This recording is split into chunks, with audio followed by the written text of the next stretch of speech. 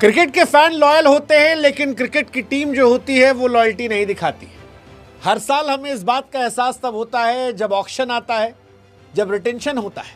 और इस बार फिर यही एहसास हमको हो रहा है, क्योंकि आईपीएल की टीमों ने बता दिया है कि गुरु पैसा जितना चाहिए उतना दे देंगे, लेकिन अगर परफॉर्मेंस नहीं हुई तो हमको घंटा फर्क पड़ता है तुम कितने साल हमारे साथ खेले हो। हमको घंटा फर्क पड़ता है कि तुमको पाने के लिए हम कितना दूर तक गए थे। और यही आज हुआ है। खबर आई आईपीएल के रिटेंशन को लेकर कि कोलकाता नाइट राइडर ने आईपीएल के इतिहास के तीसरे सबसे महंगे खिलाड़ी वेंकटेश अय्यर को रिलीज कर दिया। वही वेंकटेश अय्यर जिनके लिए विनिंग कैप्टन श्रेयस अय्यर को छोड़ दिया गया था।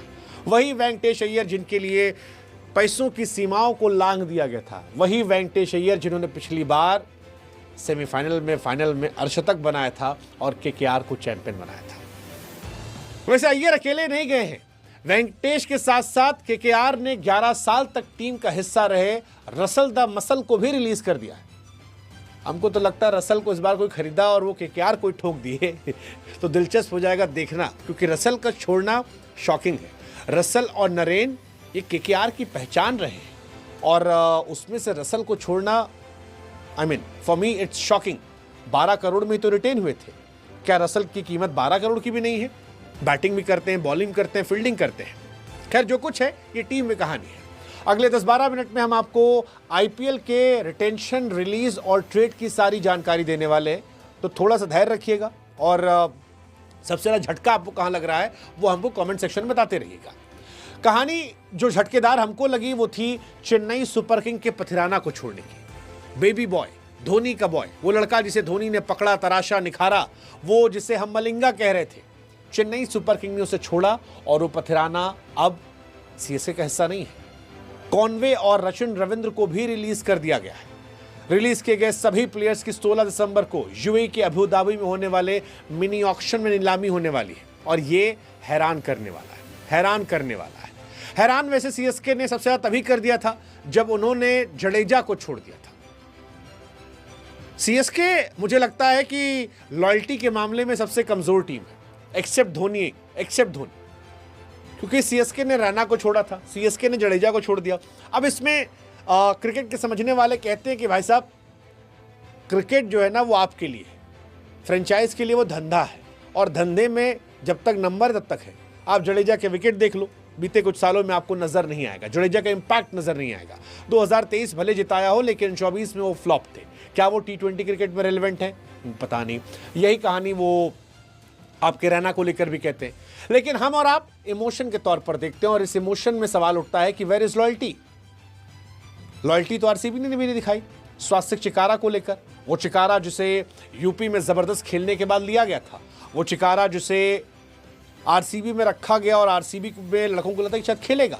वो चिकारा जो विराट भैया कर रहा था और फिर 1 मिलियन फॉलोअर मिल गया। वो चिकारा जो आरसीबी के जीतने के बाद कई पॉडकास्ट में आरसीबी के नाम पर फॉलोअर चला गया, लेकिन चिकारा को खिलाया नहीं गया और अब चिकारा को भी रिलीज कर दिया गया। रिलीज राजस्थान ने संजू सैमसन को भी कर दिया है। सब कैश डील पे चल रहे हैं। सवाल है कौन रिटेन है, कौन रिलीज है, ये अब आपको बताएंगे हम, क्योंकि आरसीबी जो चैंपियन टीम है, डिफेंडिंग चैंपियन, उसने 8 खिलाड़ी रिलीज कर दिए और ये बहुत बड़ी बात है। आईपीएल ऑक्शन के लिए आरसीबी के पास 16.4 करोड़ रुपए बचे। पंजाब और गुजरात ने 5-5 खिलाड़ी रिलीज कर दिए, इनके पास भी ठीक ठाक पैसे बचे। मुंबई, उसने 8 खिलाड़ी रिलीज किए। भाई साहब तेंदुलकर को ट्रेड कर दिया। मतलब अर्जुन तेंदुलकर, जिनको लोग मान रहे थे कि सचिन तेंदुलकर के कोटे का एक परमानेंट हिस्सा जो है वो मुंबई में है, उनको भी ट्रेड कर दिया गया। 8 खिलाड़ियों को रिलीज, कई खिलाड़ियों को ले भी लिया गया। शार्दुल ठाकुर, रदरफोर्ड, मयंक मार्कंडे, उन्हें जोड़ लिया गया। हाँ, अर्जुन तेंदुलकर लखनऊ जाएंगे। मुंबई जो है उसके पास पर्स बचा है लेकिन कम है। हालांकि मुंबई की टीम सॉर्टेड है, मुझे लगता नहीं कि उन्हें बहुत कुछ ऑक्शन से खरीदना है। सनराइजर हैदराबाद, उन्होंने तो भाई पूरा एकदम लॉटरी खाली कर दिया, जबरदस्त पैसा बचा लिया। शमी को छोड़ दिया। एसआरएच के पास फिलहाल 25.5 करोड़ बचे, बहुत बड़ी रकम है। दिल्ली कैपिटल ने 6 खिलाड़ी रिलीज कर दिए। फरेरा को ट्रेड कर दिया। दिल्ली के पास भी लगभग 22 करोड़ बचे हैं। लेकिन सबसे ज्यादा बदलाव केकेआर ने किए, 9 खिलाड़ियों को रिलीज किया है। That's huge. Moin Ali, de Kock, Gurbaz, Mayank Markande, huge. ये बहुत बड़ी कहानी है। सीएसके जडेजा को रिलीज करना, सैमसन को जोड़ना, फिलहाल सबसे ज्यादा पैसा सीएसके के पास है, 43.4 करोड़ रुपए है। 7 प्लेयर को रिलीज किया है आरआर, उन्होंने 16 करोड़ रुपए। अब अगर बात की जाए बड़े खिलाड़ियों की जिन्हें रिलीज किया गया, तो सबसे बड़ा पैसों के हिसाब से नाम जो है वेंकटेश अय्यर का है, खराब प्रदर्शन था, निकाल दिया गया। सेकेंड जो है वो रसल का है। संजू सैमसन का रिलीज जो है वो बहुत तगड़ा है। ये भी अपने आप में एक इंटरेस्टिंग कहानी है। हालांकि माना जा रहा है कि केकेआर जो है इस बार शायद कैमरन ग्रीन को टारगेट करे, लेकिन क्या कर पाएंगे पता नहीं। कैमरन ग्रीन पर सीएसके भी नजर दौड़ाएगी, सीएसके का भी पैसा बहुत ज़्यादा रखा है। तो ये सारी कहानियां जो हैं ये धीरे धीरे जाएगी। ऑल्सो मिडिल ऑर्डर में वेंकटेश अय्यर के लिए मुश्किल हो रही है। रहाणे, अंकुश रघुवंशी ये सब वहीं पर हैं, तो मुश्किल है। मुझे लगता है वो ग्रीन पर जाएंगे। रसल को हटा दिया गया है। रसल 13 मैच में पिछली बार बहुत खास नहीं कर पाए थे, बट रसल इज रसल, 37 साल के हैं, दुनिया भर की लीग में खेलते हैं, but again I believe he is damn good. Maxwell को रिलीज किया गया है। ऑस्ट्रेलिया के मैक्सवेल पंजाब ने रिलीज किया। पंजाब ने एक्चुअली 2 शॉकिंग किए। मैक्सवेल चलो रिलीज किया ही, इंग्लिश को भी रिलीज कर दिया। मतलब मैं हैरान कि इंग्लिश में कैसे रिलीज कर सकते हो। उनकी जगह मिनी ऑक्शन में स्टॉइनिस, रसल जैसे ऑलराउंडर फोकस हो सकता है। और स्टॉइनिस को भी रिलीज करना क्या सही था पता नहीं, क्योंकि पॉन्टिंग ने इस बार अजीबोगरीब फैसले लिए हैं। पंजाब जीती हुई टीम थी, उसके बावजूद जीती के मतलब फाइनलिस्ट टीम थी। 10 खिलाड़ी ट्रेड किए गए। ये संजू सैमसन जो है उन्हें ट्रेड किया गया। राजस्थान रॉयल्स ने संजू सैमसन को 18 करोड़ रुपए में चेन्नई के साथ ट्रेड किया है, और सीएसके ने उसके बदले जडेजा, सैम करन को भेजा है। शमी को लखनऊ ने लिया है। मुंबई ने अर्जुन तेंदुलकर को ट्रेड किया है। नीतीश राणा हैदराबाद से दिल्ली गए हैं। फरेरा जो है दिल्ली से राजस्थान गए हैं। मयंक मार्कंडे कोलकाता से मुंबई गए हैं।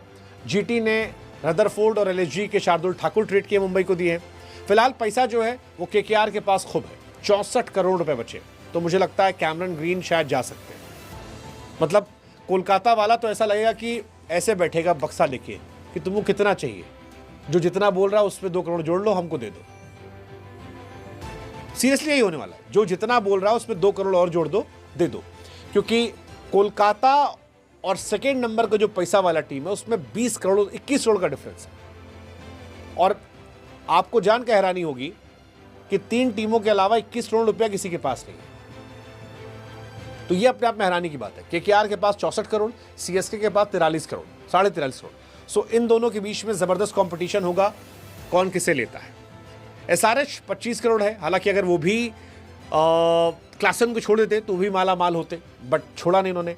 एलएसजी के पास लगभग 23 करोड़ है। डीसी के पास 22 करोड़ है।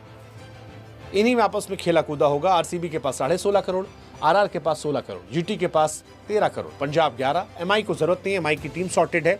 हो सकता है कोई एक नया लड़का आए, या कोई नया लड़का जिसका नाम हो पिछली बार लिया ना, उसको ले लेंगे। केकेआर के साथ हालांकि दिक्कत एक और भी है। केकेआर के 13 स्लॉट खाली हो गए, तो 13 स्लॉट भरना यानी बिल्कुल फ्रेश टीम हो जाएगी। मुंबई सॉर्टेड है, 5 खिलाड़ी भरने हैं, तो 20 लाख, 40 लाख, 30 लाख में ले लेंगे वो। आरआर के 9 स्लॉट बाकी हैं। एलएसजी के 6, जीटी के 5, डीसी के 8, एसआरएच के 10, आरसीबी के 8, पंजाब के 4, सीएसके के 9। ये पूरी कहानी जो है मोटी मोटी टीम की आई है। अब आप बताओ इसमें सबसे शॉकिंग किसके लिए था? मेरे लिए सबसे शॉकिंग इसमें क्या रहा होगा? रसल चलो ठीक है, बूढ़े हो गए। सैमसन कॉम्बिनेशन, नीतीश राणा इधर जाना। आप बताओ सबसे ज़्यादा शॉकिंग आपके लिए कौन सा नाम है जो आपको लगता है यार कि ये हटाना? जॉश इंग्लिश का नाम मुझे थोड़ा सरप्राइज करता है कि आप इंग्लिश को कैसे छोड़ सकते हो। स्टॉइनिस भी छोड़ना बेवकूफ़ी लगता है मुझे।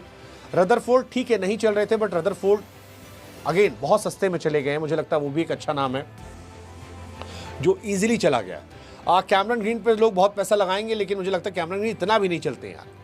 इतने बड़े भी प्लेयर नहीं है वो, मतलब बहुत टाइम से फ्लॉप रहे हैं, लंबे समय तक गायब रहे हैं। आप इतना लंबा समय उन पर नहीं लगा सकते हो कि आप जाओगे।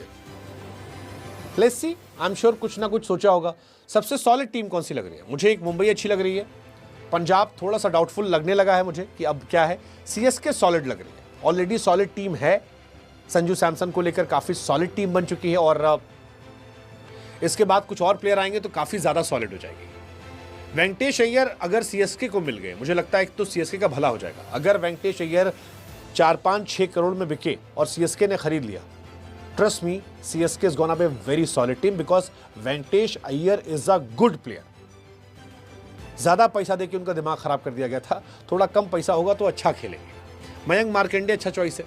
लेट्स सी, आप बताओ कमेंट सेक्शन में आपकी फेवरेट टीम कौन सी लग रही है इस आईपीएल।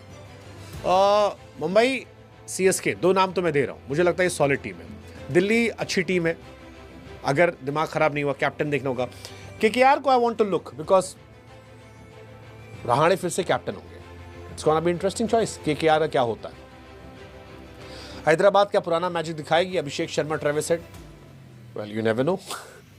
बताओ कमेंट सेक्शन में आपकी फेवरेट टीम कौन सी है और सबसे शॉकिंग रिलीज आपकी नजर में कौन सा है, और क्या लॉयल्टी मैटर करती है? I don't think so. हम इमोशनल होते हैं, पैसा लगाने वाले लोग नहीं।